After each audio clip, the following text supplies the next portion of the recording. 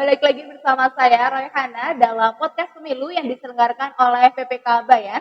Dan pada kesempatan kali ini, di episode kali ini kita akan membahas mengenai partisipasi masyarakat, khususnya mengenai pemilu 2024.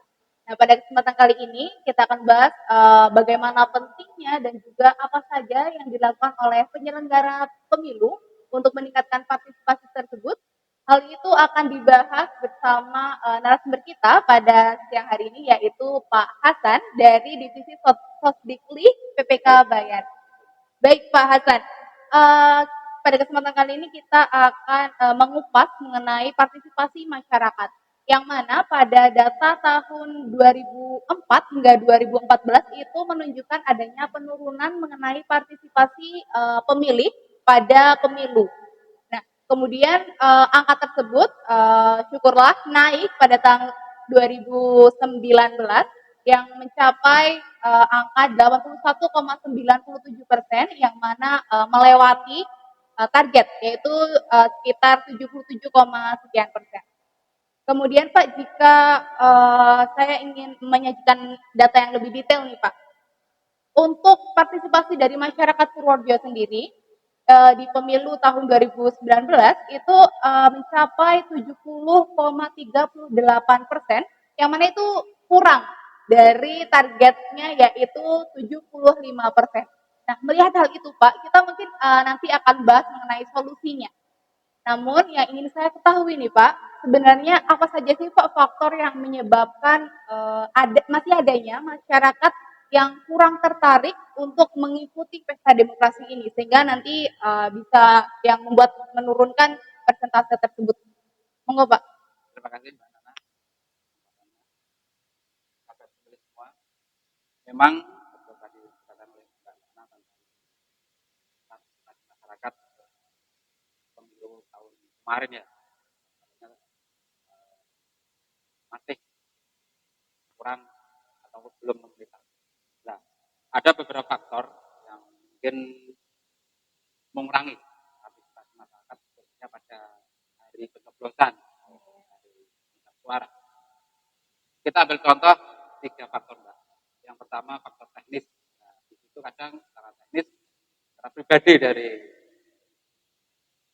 peserta atau perseorangan yang dalam hal ini mau datang ke TPS untuk mencoblos pilihannya, akan tetapi dia sakit dan sebagainya, itu aku.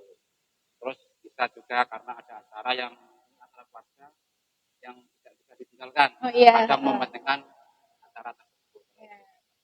Terus faktor yang kedua yaitu politis. Nah, kadang di sini faktor politis ini kadang yang perlu kita sebagai penyelenggara pemilu juga harus gimana caranya mendirikan pemilu kepada mereka. Karena apa? Ketika politis ini kadang gini, mereka itu karena ketidakpercayaan dengan calon atau pasangan calon dan sebagainya, atau karena hal-hal tertentu yang mereka terus suspek. Terus yang ketiga faktor administrasi. Nah, kadang calon pemilih itu sesuai aturan dia sudah umur 17 tahun dan sudah menikah, otomatis dia berhak untuk memilih. Tetapi administrasi dia belum punya KTP, tidak mau mengurus KTP. Secara administrasi. Terus kadang dia tinggal di daerah tertentu, tapi dia KTP-nya di asalnya tadi.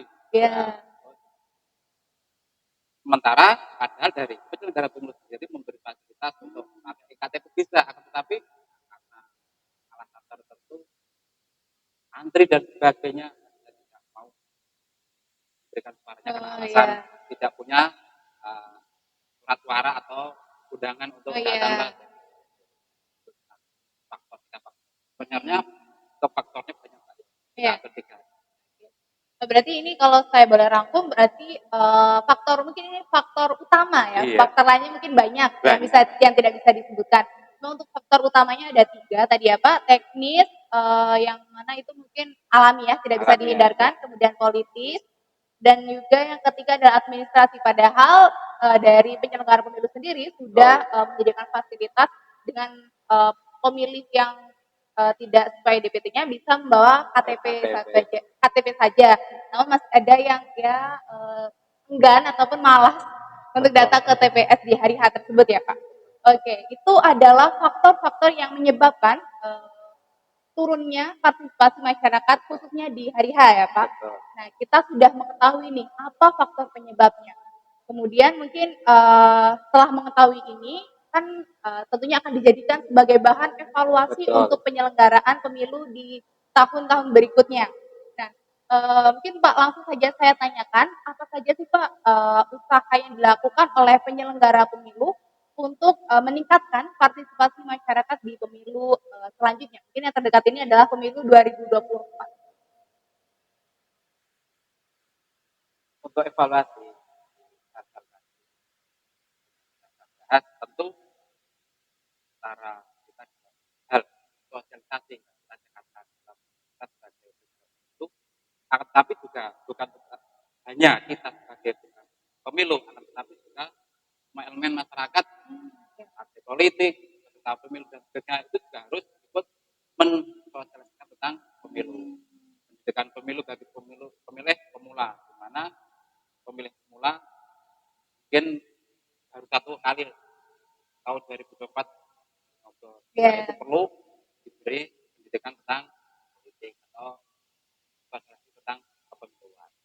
Terus yang kedua seperti saat ini kan sosialisasi tidak hanya lewat tatap muka, Oh iya. tapi juga media sosial yang mana Iya.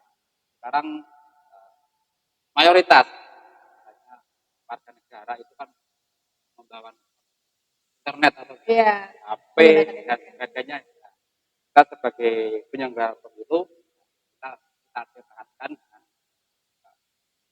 media sosialnya yang mana di situ ajakan tentang pemilu, pendidikan tentang pemilu, tahapan-tahapan yang juga media sosial tersebut untuk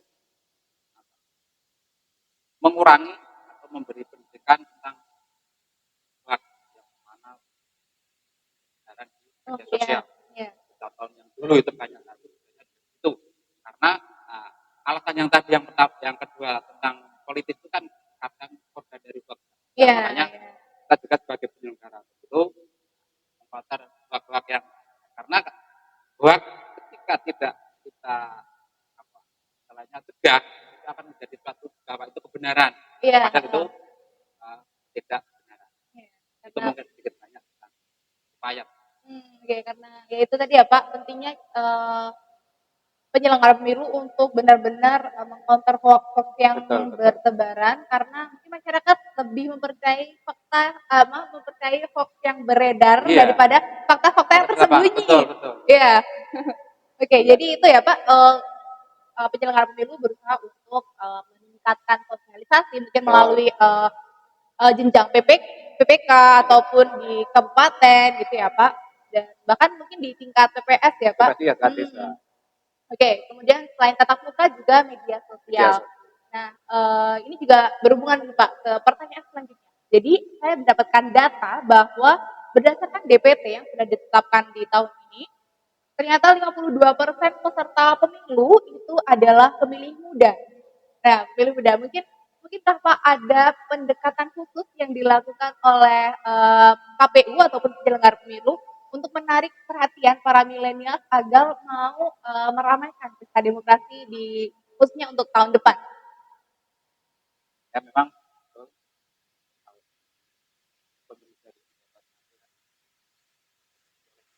milenial. Sedikit banyak ada tiga faktor. Satu faktor peran guru sekolahan, kampus, dan sebagainya. Kenapa? Karena guru atau dosen itu juga memberi penjelasan tentang demokrasi, tentang pendidikan pemilu, kewajiban dan hak, tanggung jawab, kejujuran dan sebagainya. Kan guru. Bukan hanya kita sebagai penyelenggara kita saja sebagai tapi peran guru dosen. Terus yang kedua peran orang tua. Karena Anak muda itu kan mayoritas waktunya kan bersama orang tua. Nah, itu juga orang tua harus punya tanggung jawab juga tentang pendidikan pemilu atau dari contoh pengertian bahwa kita harus memilih, kita harus mengikuti tahapan dan sebagainya itu sebagai orang tua juga harus seperti itu. Terus yang ketiga, tokoh masyarakat. Di samping tadi guru, atau dosen atau orang tua, tokoh masyarakat. Karena juga di sekeliling kita ada masyarakat, itu tokoh masyarakat atau dalam hal ini ya, semua elemen ya, kiai bisa, tokoh masyarakat dan sebagainya. Bisa mungkin juga memberi pengertian, bimbingan dan pendidikan tentang tahapan tentang pengetahuan. Karena lingkungan itu akan menentukan juga. Iya. Memang untuk menentukan pilihan bukan hal yang mudah. Namun ketika tidak memiliki pilihan karena sikap yang Iya. khususnya untuk pemilih pemula. Karena untuk tahun ini kan didominasi oleh pemilih milenial. Iya. Oke, berarti mungkin tidak ada yang khusus, mungkin tidak ada cara yang khusus yang beda, yang terlalu beda ekstrim, tapi dengan mengoptimalkan budaya yang ada, yaitu dengan orang-orang terdekat dari pemilih pemula tersebut ya Pak. Jadi ada juga ada guru melalui pendidikan formal, kemudian orang tua dan tokoh masyarakat. Kemudian tentunya nanti bakal akan ada yang tadi mungkin sosialisasi gitu, lebih juga lewat media sosial. Gitu. Oh oke, itu adalah hal-hal yang mungkin diusahakan oleh penyelenggara pemilu untuk menarik perhatian dari para milenial. Nah, ini kan Bapak Hasan selaku divisi Sosdikli, sosialisasi pendidikan pemilih. Nah, sebenarnya Pak, ini saya mau tanya nih, adakah Pak tantangan yang dihadapi selama mungkin menjalankan sosialisasi tentang pemilu ini kepada masyarakat? Tantangan dalam hal sosialisasi pendidikan masyarakat kami. Iya. Kayak gini, dari masyarakat sendiri kadang apatis gitu ya, kurang minat atau kurang salahnya ketika kami memberi banyak tentang sosialisasi pendidikan tentang pemilu itu kadang kurang. Itu menjadi tantangan kami karena juga karena waktu keterbatasan mereka dan sebagainya dia ada momen bekerja cara kami datang untuk sosialisasi mereka kadang saya nggak datang saya karena kerja itu kendala salah satunya kendala. Oke, berarti ini mungkin tantangannya adalah mengenai masyarakat yang apatis. Iya. Juga mungkin ini ya Pak, kalau media sosial apakah berita hoax itu juga menjadi tantangan yang beredar? Sangat Mbak. Media sosial kembali lagi tentang media sosial memang sekarang ini dikatakan orang hidup seakan-akan paruhnya itu hidup di media sosial. Yang mana makanya mari kita bareng-bareng sebagai KPPK, untuk giat tentang pemilu media sosial, baik Facebook, IG, TikTok, dan lainnya. Tujuannya kita lagi memberi pendidikan kepada milenial, pemula, secara umum kepada masyarakat dunia maya. Yang mana juga kita encounter buah-buah yang bertebaran. Ya, agar tidak dianggap sebagai fakta. Ya, Pak? Karena itu kembali lagi ketika kita tidak mengkontor buah-buah, kita diam saja, mereka konsumsi waktu itu karena dari satu. Baik teman-teman, itu dia tadi pembicaraan kita bersama Pak Hasan dari Divisi Sosdikli PPK Bayan mengenai partisipasi masyarakat khususnya untuk persiapan pemilu di tahun 2024.